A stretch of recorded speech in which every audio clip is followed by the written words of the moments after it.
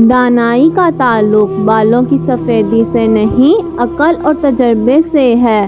دل سیاہ ہو تو داڑھی کے سفید بالوں کی کیا وقت۔ انسان ہر دم اس کوشش میں رہتا ہے کہ کسی طرح انسان اللہ کے ذکر سے باز آ جائے۔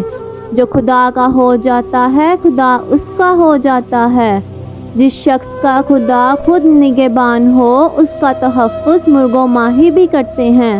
جب حق سے آشنائی ہو جائے تو دنیا کی ہر چیز ہیش نظر آنے لگتی ہے۔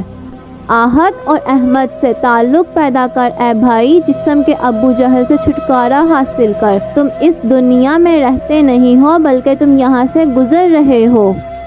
اگر تمہیں اپنے ارد گرد اندھیرا دکھائی دے رہا ہے تو ایک بار دوبارہ دیکھو، ہو سکتا ہے تم خود ہی روشنی ہو۔ عاشق کی عید محبوب کا دیدار ہے، اور یہ دیدار اسے دنیا میں 2 مرتبہ نصیب ہوتا ہے۔ پہلی بار جب اس کی ماں مرتی ہے، اور دوسری بار جب وہ خود مرتا ہے۔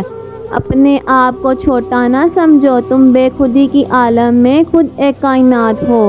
جہاں دماغ کو صرف حدیں نظر آتی ہیں، محبت وہاں بھی چھپا ہوا راستہ دکھا دیتی ہے۔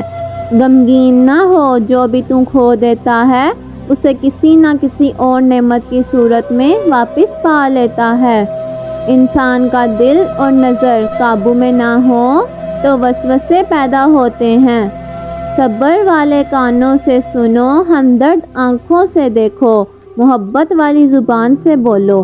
زندگی میں جب بھی تم تنہائی محسوس کرو تو یاد رکھو خدا نے سب کو دور کر دیا تاکہ پیچھے صرف تم اور وہ رہ جائیں۔ کسی بھی چیز سے پریشان ہونے کی ضرورت نہیں اے میرے دل، نہ تو یہ درد ہمیشہ رہنے والا ہے اور نہ ہی یہ زندگی۔ پانی جسم کو پاکیزہ کرتا ہے، آنسو انا کو، علم عقل کو پاکیزہ کرتا ہے اور محبت دل کو پاکیزہ بنا دیتی ہے۔